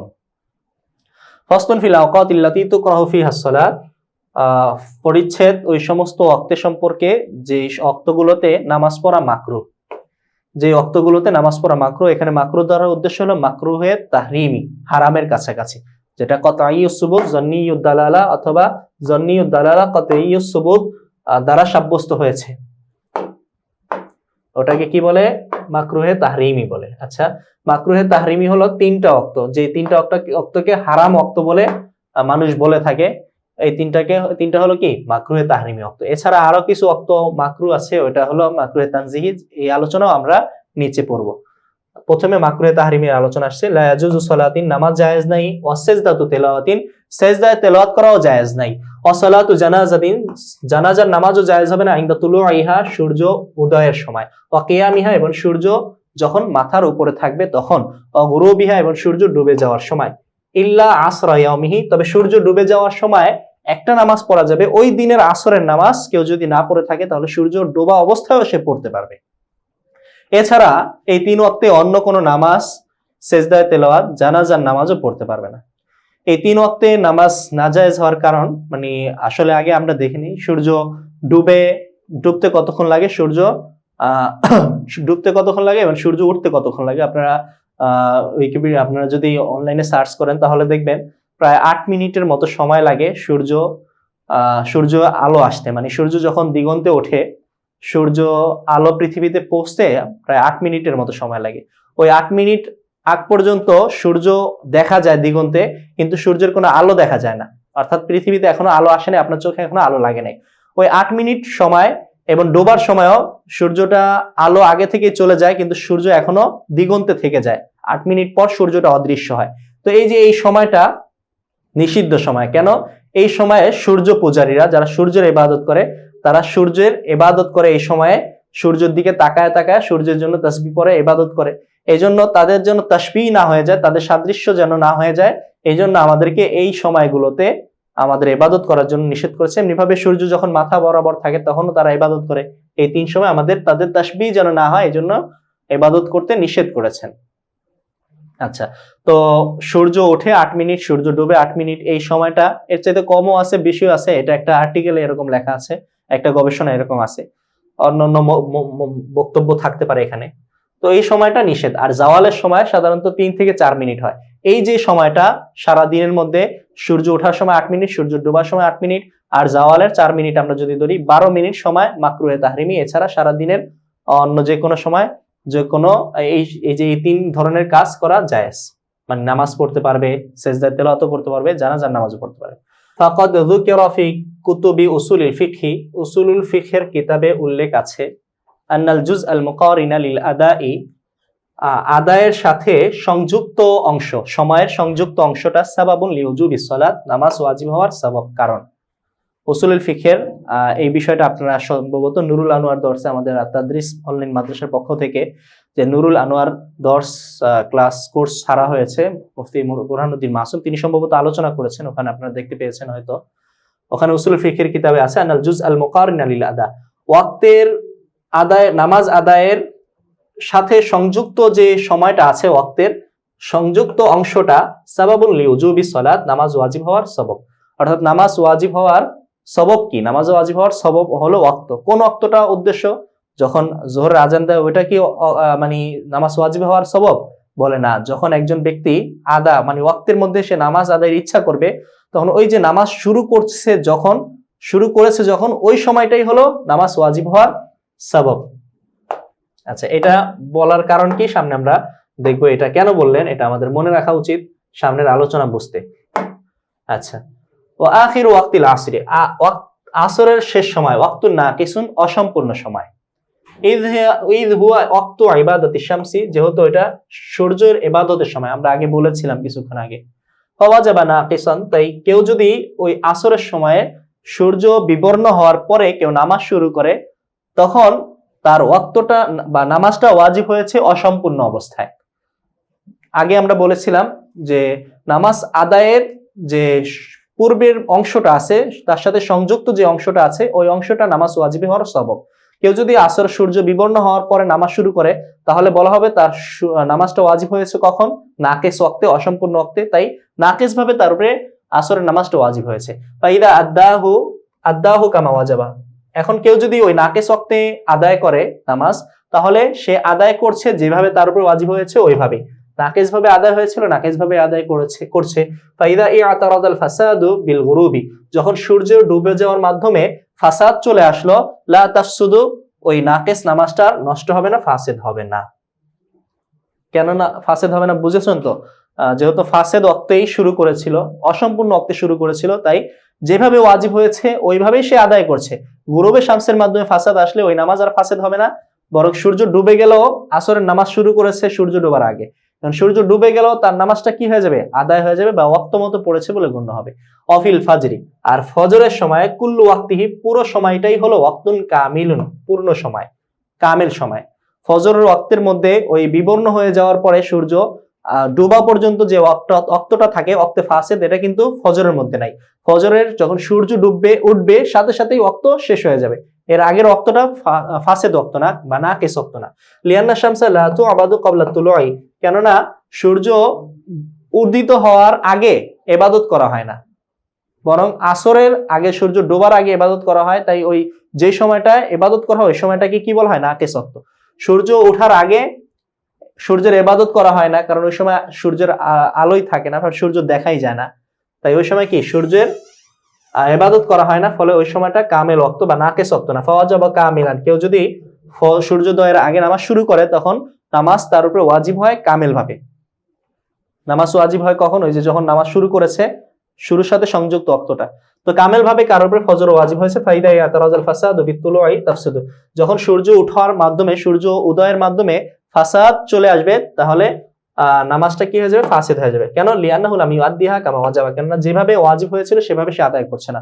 ওয়াক্তের আগে কামেল ওয়াক্ত, ওই কামেল ওয়াক্তে সে শুরু করার কারণে তার উপরে নামাজটা কামেল ভাবে ওয়াজিব হয়েছে। সূর্য ওঠার মাধ্যমে তার এই নামাজে ফাসাদ চলে আসছে, পরে যদি সূর্য ওঠার পরে সে নামাজটা পড়তে চায়, তাহলে বলা হবে তুমি নাকিস ভাবে, অসম্পূর্ণ ভাবে, ফাসেদ ভাবে নামাজটা পড়েছো, যেভাবে ওয়াজিব হয়েছে কামেল ভাবে ওইভাবে তুমি আদায় করো নাই। তাই কি ওই সময় নামাজ আদায় করলে নামাজ হবে না, কিন্তু আসরের সময় নামাজ আদায় করলে নামাজ হয়ে যাবে। এটাই আমরা আগে পড়ে এসেছি যে এই যে এখানে ওই আসরের, ওই দিনের আসরের নামাজই শুধু পড়া যাবে। আচ্ছা, যাই হোক, তারপরে ফাইন কিলা, যদি বলা হয় যে হাদা তালিলুন ফি মারিজিন নাসসি, এই যে তালিল আপনারা ইল্লত বের করলেন, এই যে একটা ব্যাখ্যা করলেন, কিয়াস করলেন, এটা নসের মোকাবেলায়, নসের বিপরীত একটা কিয়াস। নস কি? ওয়া কাউলুহু আলাইহিস সালাম, নবী সাল্লাল্লাহু আলাইহি সাল্লাম বলেছেন, মান আদরাকা রাকাতান মিনাল ফাজরি, যে ব্যক্তি ফজরের এক রাকাত পেল, ক্বাবলা তুলুই, সূর্য উদয় হওয়ার পূর্বে, সূর্যোদয়ের পূর্বে, ফাকাদ আদরাকাল ফাজরা, সে ফজরের নামাজকেই পেল। ফজরের আগে যদি কেউ এক রাকাত পায় তাহলে সে ফজর পেয়েছে বলে গণ্য হবে। ওমান আদরাকা রাকাতান মিনাল আসরি, আর যে ব্যক্তি আসরের এক রাকাত পেয়েছে ক্বাবলাল গুরুবি, সূর্য ডুবে যাওয়ার পূর্বে, ফাকাদ আদরাকাল আসরা, সে আসরের নামাজ পেল। তো আমরা এখানে দেখতে পাচ্ছি যে আসরের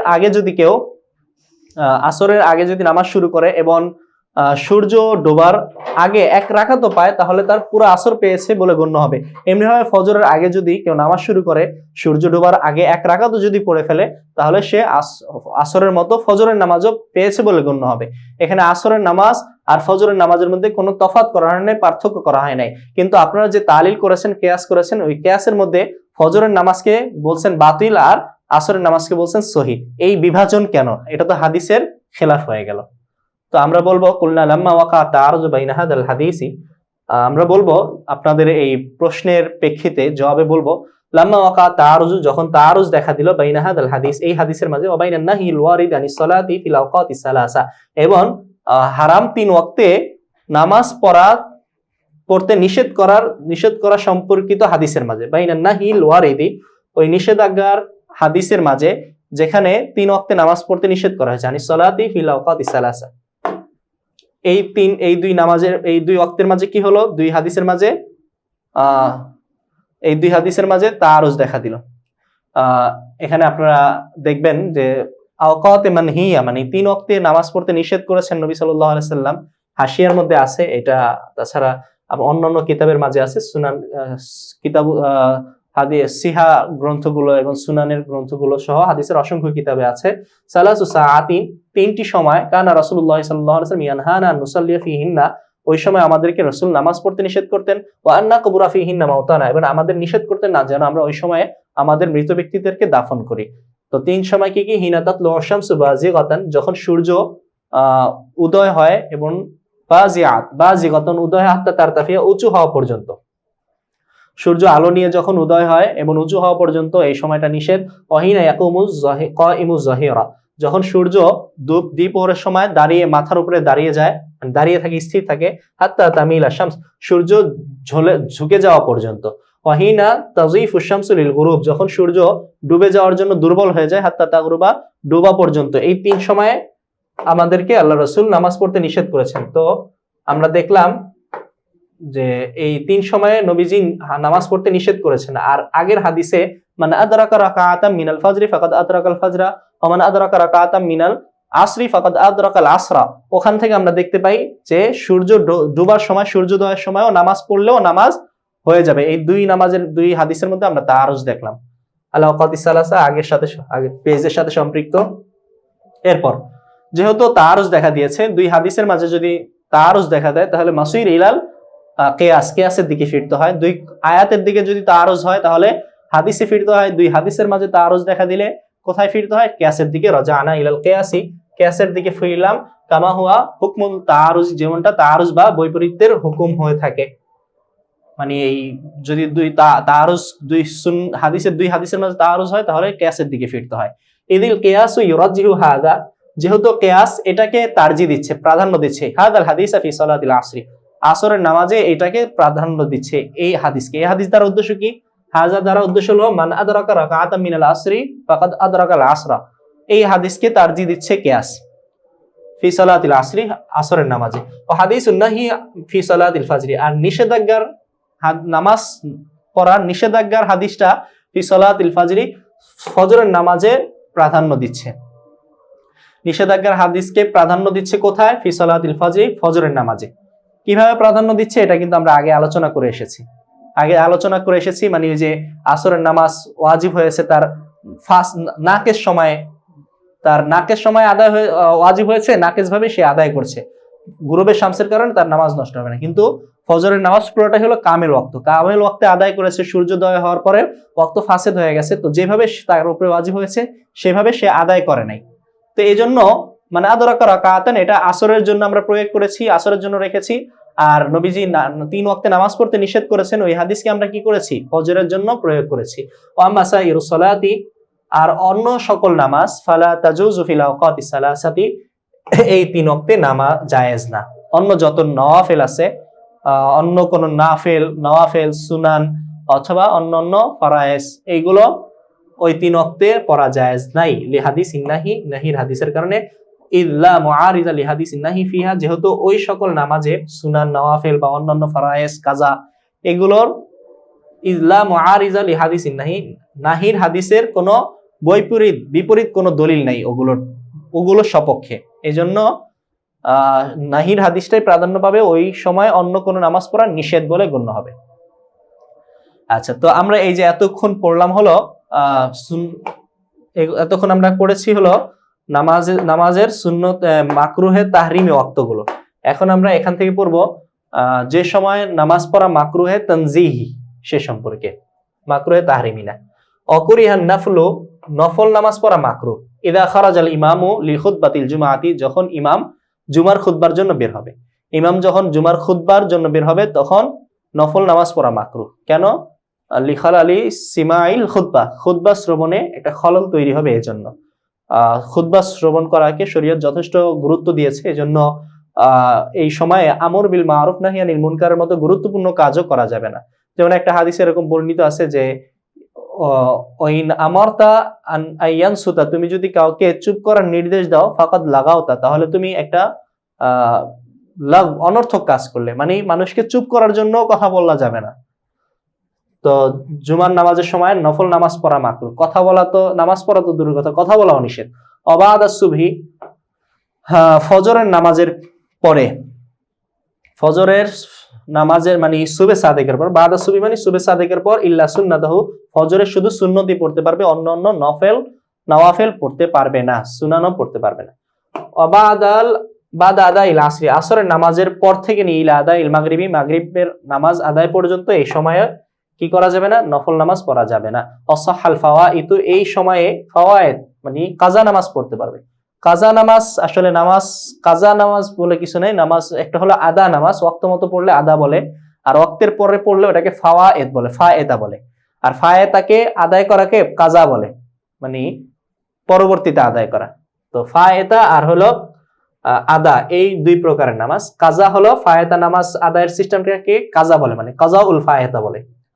আচ্ছা, সহাল ফাওয়াইদ, এই 3 ওয়াক্তে মানে এই 2 ওয়াক্তে ফজরের নামাজ, ফজর সুবে সাদেকের পর থেকে নিয়ে সূর্য ওঠা পর্যন্ত, এবং আসরের নামাজ পড়ার পর মাগরিব সূর্য ডোবা পর্যন্ত, এবং খুতবার সময়, এই সময়গুলোতে কি মাগরিবের নামাজ মানে কি পড়া যায়, সহাল ফাওয়াইদ, ফায়েদা নামাজ যায়, সালাতুল জানাজাতি, জানাজার নামাজও জায়েজ, ওয়াসিজদাতুত তিলাওয়াতি, সিজদায়ে তিলাওয়াতও জায়েজ, ফি হাযাইনিল ওয়াক্তাইনি, এই 2 ওয়াক্তে, খুতবার টাইমে না, অর্থাৎ আসরের সুবে সাদেক থেকে নিয়ে সূর্য ওঠা এবং আসরের নামাজের পর থেকে নিয়ে সূর্য ডোবা পর্যন্ত। আর বাদা সুবহি, সুবে সাদেকের পর, বাদা আদা ইল আসরি, আসরের নামাজের পর, ইলা আদা ইল মাগরিব, মাগরিব পর্যন্ত। লাকিনা তুকরাহু ফিল আউয়ালি, প্রথমটার ক্ষেত্রে এই নামাজগুলো কাজায়ে ফাওয়ায়েদ, ছুটে যাওয়া নামাজ আদায় করা, জানাজা নামাজ আদায় করা, সিজদায়ে তিলাওয়াত আদায় করা, প্রথমটা মানে খুতবার সময়, অহুয়া মা ইদা খারাজাল ইমাম লিল খুতবা, ইমাম যখন খুতবার জন্য বের হবে ওই সময় এই সকল নামাজ পড়াও কি মাকরুহ। এরপর ওয়ালা ইউজমাউ ফারজান ফি ওয়াক্তিন বিলা হাজ্জিন, 2 ওয়াক্তের ফরজকে জমা করা যাবে না, ফি ওয়াক্তিন একই ওয়াক্তে, বিলা হাজ্জিন হজ ছাড়া অন্য কোনো সময়। হজের সময়ে 2 ওয়াক্ত নামাজকে জমা করা হয় 2 বার, অর্থাৎ আরাফার দিন, অর্থাৎ 8 তারিখে জোহর এবং আসরের নামাজ জমে তাকদিম করা হয়। জোহরের সময়ে মিনায় কি করা হয়, আরাফার ময়দানে আসর এবং জোহরকে একসাথে পড়া হয়, জোহরের নামাজকে আগে নিয়ে আসা হয়। জোহরের নামাজ পড়ার পরে একামতের সাথে জোহরের নামাজ পড়া হয়, তারপরে আবার সাথে সাথে সবাই দ্বারা একামত, দ্বিতীয় আরেকটা একামত দিয়ে আসরের নামাজও পড়ে নেয়। এটা হলো আরাফার দিন। আরেকটা হজের সময় আরেকটা মুজদালিফায়, অর্থাৎ এর পরের দিন মুজদালিফায় সবাই বের হয়ে যায়, মাগরিবের নামাজ বিলম্বে পড়ে, এশার নামাজে গিয়ে জমে তাখির, এশার নামাজের সময় মাগরিব এবং এশা দুটোটা একসাথে পড়ে। আচ্ছা, তো এই হজে ছাড়া অন্য কোন সময় দুই ওয়াক্তের নামাজকে জমা করা জায়েজ না। অফি খিলাফুল লিশাফি, এই ক্ষেত্রে ইমাম শাফি রহমতুল্লাহি আলাইহির ইখতিলাফ আছে। ইমাম শাফি রহমতুল্লাহি আলাইহি বলেন সফরের মধ্যে এশা এবং মাগরিব, জোহর এবং আসর এই দুই ওয়াক্ত নামাজকে জমা করা যাবে। এই ব্যাপারে অনেক হাদিস আছে। এরকম হাদিস আছে নবী সাল্লাল্লাহু আলাইহি সাল্লাম খরাজনা মান নবী সাল্লাল্লাহু আলাইহি সাল্লাম ফি সাফারিন, আমরা রাসূলের সাথে কোন সফরে বের হলাম, তিনি আসরের নামাজ জোহরের নামাজের সময় নামলেন, নেমে জোহরের সময় আখরা জোহরা, জোহরকে বিলম্ব করলেন, হাত্তা নাজালা ইনদাল আসরি, আসরের সময় নামলেন, অজামা বাইনাহুমা, এই দুই ওয়াক্ত নামাজকে জমা করলেন।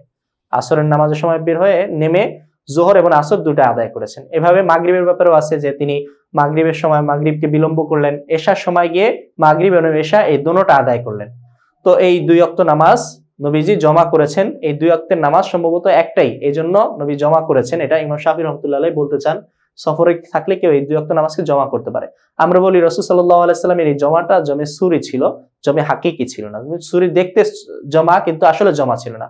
অর্থাৎ নবীজি জোহরের নামাজকে বিলম্ব করে শেষ সময় আসরের সময় শুরু হওয়ার কিছুক্ষণ আগে জোহরের নামাজ পড়েছে, জোহরের নামাজ পড়ার পরেই কিছুক্ষণ পর আসরের নামাজের সময় হয়ে গেছে, আসরের নামাজ পড়ে ফেলেছে। তো এটা দেখতে তো জমা, কিন্তু হাকিকাতান জমা না। এমনিভাবে মাগরিবের সময়ও তিনি বিলম্ব করে এশার ওয়াক্তের আগ পর্যন্ত নিয়ে গিয়েছেন। এশার ওয়াক্তের আগে তিনি মাগরিব পড়ে কিছুক্ষণ থেমে এরপরে আবার এশার সময় শুরু হলে এশার নামাজ পড়েছেন। এটা হলো জমে তাখির। তো দেখতে জমা, কিন্তু আসলে জমা না। আচ্ছা, ওমান তাহুরাত ফি ওয়াক্তিল আসরি, ওয়াক্তে আসরিন, যে ব্যক্তি আসরের সময় পবিত্র হবে, অর্থাৎ একজন হায়েজা নিফাসগ্রস্ত নারী, তিনি আসরের সময় পবিত্র হয়েছে, আও আয়েশা ইন, অথবা আয়েশার সময় পবিত্র হয়েছে, সাল্লাত হুমা ফাকাত, শুধু আসর আবার এশার নামাজকে সে কাজা করবে। এটাকে আলাদাভাবে বলার কারণ হলো ইমাম শাফি রহমতুল্লাহ আলাইহির ইখতিলাফ আছে, এই ইখতিলাফটা দেখানো এখানে উদ্দেশ্য। খিলাফান লিশাফিঈ, শাফি রহমতুল্লাহ আলাইহির নিকট ইখতিলাফ, ফা ইন্না ইনদাহু মান তাহুরাত ফি ওয়াক্তিল আসরি, তার মতে যে আসরের সময় পবিত্র হবে, সাল্লাতি যুহরা আইজান, সে যোহরের নামাজও পড়বে, কারণ তার নিকট জোহর আর আসরের নামাজের ওয়াক্ত একটাই। ওমান তাহুরাত ফি ওয়াক্তিল ইশা, আর যে ব্যক্তি এশার সময় পবিত্র হবে, সাল্লাতিল মাগরিব আইজন, সে মাগরিবে পড়বে, কারণ এশার সময় আর মাগরিবের সময় একই। ফাইন্না ওয়াক্তা যুহরি ওয়াল আসরি ইনদাহু কাওয়াক্তিন ওয়াহিদিন, জোহরের ওয়াক্ত এবং আসরের ওয়াক্ত তার নিকট একটা ওয়াক্তের মতোই। ওয়াকাদা ওয়াক্তুল মাগরিবি ওয়াল ইশা, এমনি ভাবে এশা এবং মাগরিবের সময়ও একই ওয়াক্ত। ওয়ালিহাদা ইয়াজুজুল জামউ ইনদাহু ফিস সাফার, এই জন্য সফরের মাঝে এই দুই ওয়াক্ত নামাজকে জমা করা জায়েজ। আচ্ছা, কিন্তু আমরা বলি এই দুই ওয়াক্ত আলাদা ওয়াক্ত। তিনি যে দুই ওয়াক্তকে এক ওয়াক্ত মনে করেছিলেন নবীজির হাদিস থেকে, ওই হাদিসের জবাব আমরা বললাম ওখানে জমে সুরি উদ্দেশ্য, জমে হাকিক উদ্দেশ্য না। ওমান হুয়া আহলু ফরদিন ফি আখিরি ওয়াক্তিহি, যে ব্যক্তি ওয়াক্তের শেষে ফরজ আদায়ের আহাল হবে, যোগ্য হবে, অর্থাৎ ওয়াক্তের শেষ সময়ে কে একজন বালেগ হলো, অথবা মুসলিম হলো, অথবা হায়েজ নিফাস ওয়ালি, সে পবিত্র হলো, তাহলে ইয়াকজিহি, তাহলে ওই ওয়াক্তর নামাজটা সে কাজা করবে। লামান হাজাত ফিহি, যে ব্যক্তি ওয়াক্তের শেষ সময়ে হায়েজ গ্রস্ত হয়েছে, তার ওই নামাজটা কাজা করতে হবে না। ইয়ানি ইদা বালাগা সাবি, অর্থাৎ যখন কোন শিশু বালেগ হবে, আও আসলামাল কাফির, অথবা কাফের মুসলিম হবে, ফি আখিরিল ওয়াক্তি, কোন ওয়াক্তের শেষে, ওয়ালাম ইয়াবকা মিনাল ওয়াক্তি ইল্লা কদরুত তাহরিমাতি, আর ওয়াক্তে শুধু তাহরিম আল্লাহু আকবার বলা পরিমাণ সময় বাকি আছে, তাহলে ইয়াজিবু আলাইহি কাযাউ সালাতি যালিকাল ওয়াক্তি, তার উপর ওই নামাজের ওয়াক্তটা ওয়াজিব হয়ে যাবে। তো তাহরিমার সময় পরিমাণ পেয়েছে, এখন সে তো ওই ওয়াক্তের মধ্যে নামাজ আদায় করতে পারবে না, নামাজ কাজা হয়ে যাবে নিশ্চিত। তাই ইয়াজিবু আলাইহি, তারপর ওয়াজিব হবে কাযাউ সালাতি যালিকাল ওয়াক্তি, ওই ওয়াক্তের নামাজ কাজা করা ওয়াজিব হবে। খিলাফান লিজুফার, জুফার রাহমাতুল্লাহি আলাইহি ইখতিলাফ করেন, ভিন্ন মত পোষণ করেন। তিনি বলেন শুধু এই তাকবীরে তাহরিমা বলার সময় পেলেই হবে না, বরং গোসল করা এবং পূর্ণ নামাজ পড়া ইত্যাদি সময়ও পেতে হবে। ওমান হাজাত ফি আখিরিল ওয়াক্তি, যে ব্যক্তি, যে নারী ওয়াক্তের শেষে হায়েজগ্রস্ত হয়েছে, লা ইয়াজিবু আলাইহি কাযাউ সালাতি যালিকাল ওয়াক্তি, ওই ওয়াক্তের নামাজ তার উপরে কাজা করা ওয়াজিব হবে না। খিলাফান লিশাফি, শাফি রাহমাতুল্লাহি আলাইহি বলেন ওই ওয়াক্তের নামাজও তার উপরে কাজা করা ওয়াজিব হবে। সুপ্রিয় দর্শক শ্রোতা, এই ছিল আমাদের আজকের দর্স। আজকের দর্সে আমরা মোটামুটি আওকাতে সালাত সম্পর্কে পড়েছি, আওকাতে সালাত সম্পর্কে বিস্তারিত পড়লাম, এবং এটার মাঝে যে সমস্ত ইখতিলাফ আছে ওই ইখতিলাফও আমরা এখানে পড়েছি, হল করেছি। এখন আমরা এই দর্সে যা কিছু পড়েছি তার খোলাসা আমরা এই প্রেজেন্টেশন আকারে আপনাদের সামনে নিয়ে এসেছি। এই এক পেজের মধ্যে আমরা যা পড়লাম এই এতক্ষণের দীর্ঘ 1 ঘন্টার দর্সে, এটা এই সংক্ষেপে এখানে আমরা নিয়ে এসেছি। আপনারা এখানে আপনারা এই পিডিএফটা আপনারা পেয়ে যাবেন আপনাদের ভিডিওর নিচে, এখানে ডাউনলোড করে আপনারা পড়ে নিতে পারেন। আমি এখানে পড়ে দিতে পারি, বাকি একটু সময় বেশি লাগবে, তারপর দেখেন একটু সংক্ষেপে বলে দেই। ওয়াক্তু সুবহি মিনাল ফাজরিল মুআতারিজি, সকালে ফজরের ওয়াক্ত হয় হলো সুবে সাদেক থেকে নিয়ে সুবিল মুআতারিজি ফিল উফুকি, দিগন্তে সুবে সাদেক থেকে নিয়ে ইলাতুলুই, সূর্য উদয় হওয়া পর্যন্ত ফজরের ওয়াক্ত থাকে। ওয়াজুহরি মিনাজ জাওয়ালি ইলা বুলুগি জিল্লি কুল্লি শাইইন মিসলাইহি সিওয়া ফাইইজ জাওয়ালি, আর জোহরের সময় মিন জাওয়ালি, সূর্য ঢলে যাওয়া থেকে নিয়ে ইলা বুলুগি জিল্লি কুল্লি শাইইন মিসলাইহি, প্রতিটি জিনিসের ছায়া দ্বিগুণ হওয়া পর্যন্ত সিওয়া ফাইইজ জাওয়াল, ছায়া আসলি ব্যতীত। অফি রিওয়ায়াতিন মিসলাহু আল আসর, আর আরেক রিওয়ায়াতে আছে এক, প্রতি জিনিসের ছায়া এক কি পর্যন্ত, এক গুণ হওয়া পর্যন্ত। আল আসরি মিনহু, আর আসরের নামাজ শুরু হয় সেখান থেকে নিয়ে, অর্থাৎ প্রতিটি মানে জোহরের সময় শেষ হওয়া থেকে নিয়ে ইলাল গুরুবি, সূর্য ডোবা পর্যন্ত আসরের সময় থাকে। অল মাগরিবি, মাগরিবের সময় হলো মানে এই ওয়াক্তে সুবহের উপরে আত হয়েছে, এই জন্য জের হয়েছে। অল মাগরিবি, মাগরিবের সময় মিনহু মানে সূর্য ডোবা থেকে নিয়ে ইলা গাইবাতি শাফাকি, শাফাক ডোবা পর্যন্ত। শাফাক দ্বারা শাফাকি আহমার উদ্দেশ্য, আমাদের বর্তমান ফতোয়া শাফাকি আবিয়াজ উদ্দেশ্য। অলে আয়সা, এশার অর্থ হলো মিনহু মানে শাফাক ডুবে যাওয়া থেকে নিয়ে, অল বিত্রি বাদাহু, আর বিত্রের নামাজ এশার পর থেকে নিয়ে ইলাল ফাজরি লাহুমা, ফজর পর্যন্ত এই উভয়টা, এশা এবং বিত্রি উভয়টা পড়তে হবে। আচ্ছা, এটা হলো মূল ওয়াক্ত, নামাজের মূল ওয়াক্ত কোনটা। এরপর আল আওকাতুল মুস্তাহাব্বাতু, মুস্তাহাব ওয়াক্ত, মুস্তাহাব ওয়াক্ত সম্পর্কে আলোচনা। মুস্তাহাব ওয়াক্ত হলো ইউস্তাহাব্বু লিল ফাজরি আল ইবতিদাউ মুসফিরান, ফজরের জন্য মুস্তাহাব হলো মুসফিরান, আলোকিত করে পড়া মুস্তাহাব। বিহাইসু ইমকিনু তারতিল 40 আয়াতান, এতটুকু পরিমাণ আলোকিত করে পড়বে যাতে সূর্য ওঠার আগে সে 40 আয়াত তার তিলের সাথে পড়তে পারে। সুমাল ইয়াদাতু ইন যাহারা ফাসাদ উযুহি, এরপর যদি ওযু নষ্ট হয়ে যায় তাহলে যেন ইয়াদাও করতে পারে, পুনরায় নামাজটা পড়তে পারে এই সুন্নত তরিকায়। ওয়া ইউস্তাহাব্বু তাখিরু যুহরি সাইফি, গ্রীষ্মকালের গ্রীষ্মকালের জোহরের নামাজ বিলম্ব করা মুস্তাহাব। ওয়া তাখিরুল আসরি, এবং আসরের নামাজ বিলম্ব করা মুস্তাহাব মা লাম তাতাগাইয়ার, সূর্য বিবর্ণ হওয়া পর্যন্ত। অল আয়সা ইলা সুলুসিল লাইলি, এশার নামাজ বিলম্ব করা মুস্তাহাব রাতের 1/3 পর্যন্ত। অল বিত্রি ইলা আখিরিহি, আর বিত্রের নামাজ রাতের শেষ প্রহর পর্যন্ত বিলম্ব করা উত্তম। লিমা ইয়াসিকু বিল ইনতিবাহ, যে জাগ্রত হওয়ার ব্যাপারে আশ্বস্ত আছে, শেষ রাত্রে জাগ্রত হওয়ার ব্যাপারে। অতাজিল যুহরি শীতাই, শীতকালের জোহর তাড়াতাড়ি পড়তে হবে। অল মাগরিবি, এবং মাগরিবের নামাজও তাড়াতাড়ি পড়তে হবে। মাগরিবের নামাজ শীত গ্রীষ্ম সবসময় তাড়াতাড়ি পড়তে হবে। ওয়ায়াউমি গায়মিন, ওয়ায়াউমু গায়মিন ইউআজ্জিলুল আসরু ওয়াল ইশাউ, আর বৃষ্টির দিনে আসর এবং এশার নামাজ তাড়াতাড়ি পড়বে। ওয়ায়াখিরু গায়রুহুমা, এই দুই ওয়াক্ত ছাড়া অন্য নামাজ কি করবে, বিলম্ব পড়বে। এটা হলো মুস্তাহাব ওয়াক্ত। এরপরে সর্বশেষ আমরা পড়েছি আল আওকাতুল মাকরুহা, মাকরুহ ওয়াক্ত সম্পর্কে। ওয়ালা ইয়াজুজু সালাতুন ওয়া সাজদাতু তিলাওয়াতিন ওয়া সালাতু জানাজাতিন, কোন রকম নামাজ, সেজদায়ে তেলাওয়াত এবং জানাজার নামাজ জায়েজ নাই। ইনদা তুলুইহা, সূর্য উদিত হওয়ার সময়। ওয়া কিয়ামিহা, সূর্য মাথার উপরে দাঁড়িয়ে থাকার সময়। ওয়া গুরুবিহা, এবং সূর্য ডুবে যাওয়ার সময়। ইল্লা আসরা ইয়াউমিহি, তবে ওই দিনের আসর পড়া জায়েজ। অতুকরাহু ইযা খারাজাল ইমামু লিল খুতবাতি, মাকরুহ হলো, এটা হলো মাকরুহে তাহরিমির কথা বললো, এখন হলো মাকরুহে তানজিহির কথা বলবে। তুকরাহু ইযা খারাজাল ইমামু লিল খুতবাতি, নামাজ পড়া মাকরুহ যখন ইমাম খুতবার জন্য বের হবে, মানে শুক্রবার দিন জুমার নামাজে। তুকরাহু ইউকরাহু নাফলু ফাকাত, শুধু নফল মাকরুহ। বাদা সুবহি, আচ্ছা এই পর্যন্ত হলো খুতবার জন্য বের হলে নফল নামাজ পড়া মাকরুহ, অন্যান্য নামাজ পড়া মাকরুহ। আচ্ছা, ইউকরাহু নাফলু ফাকাত, শুধু নফল নামাজ পড়া মাকরুহ। বাদা সুবহি, ফজরের সুবে সাদেগের পর। ইল্লা সুন্নাতাহু, ফজরের 2 রাকাত সুন্নত পড়তে পারে। অবাদ আদা ইল আসরি, আসরের নামাজ আদায়ের পরে। ইলা আদা ইল মাগরিব, মাগরিব আদায় পর্যন্ত কি পড়া মুস্তাহাব, মাকরুহ, নফল নামাজ পড়া মাকরুহ। ওমান হুয়া আহলু ফারদিন, কি মাকরুহ নামাজের কথা চলে গেল, এখন একটা মাসাইলে জায়েদা মুনতাশিরা, অতিরিক্ত মাসালা। মান হুয়া আহলু ফারদিন ফি আখিরি ওয়াক্তি, যে ব্যক্তি ওয়াক্তের শেষে ফরজ নামাজ আদায়ের যোগ্য হয়। ইয়াকযিহি ফাকাত, সে শুধু ওই ওয়াক্তটাই আদায় করবে। লা মান হাজাত ফিহি, যার ওয়াক্তের শেষে হায়েজ হয়ে গিয়েছে তার জন্য ওই ওয়াক্তের নামাজটা পড়া কিনা, ওই ওয়াক্তের নামাজ তার জন্য পড়া ফরজ না, তার পড়তে হবে না। সুপ্রিয় দর্শক শ্রোতা, আজকের ক্লাস এই পর্যন্তই। আগামী ক্লাসে আমরা ইনশাআল্লাহ শরহে ফিকহের এর পরের অংশ আযান থেকে পড়ব। পরবর্তী ক্লাস দেখার আমন্ত্রণ জানিয়ে আজকের মতো এখানে শেষ করছি। দেখা হবে পরবর্তী কোনো ক্লাসে, সে পর্যন্ত ভালো থাকবেন, সুস্থ থাকবেন। আসসালামু আলাইকুম ওয়া রাহমাতুল্লাহি ওয়া বারাকাতুহু।